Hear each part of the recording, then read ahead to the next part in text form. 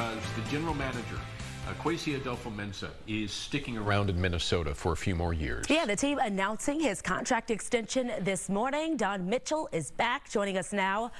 All right, Don, let's talk about it. Fans pretty excited about this one.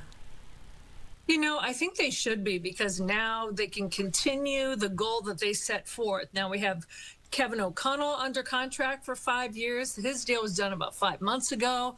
Everyone just waiting to see when Kwesi would get his deal done. And patience was the name of the game. I don't think anyone didn't think this would get done. It just took maybe a little longer than some people expected. But now it's a multi-year extension. So what we don't know is exactly the amount of years.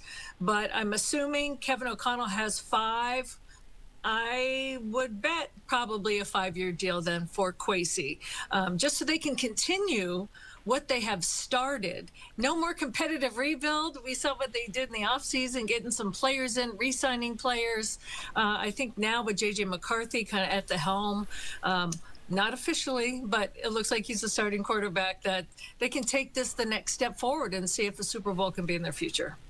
Yeah, we'll see. The story continues, right? People talk about Kwesi too, for his work in free agency. So it'll be interesting to see how the story continues.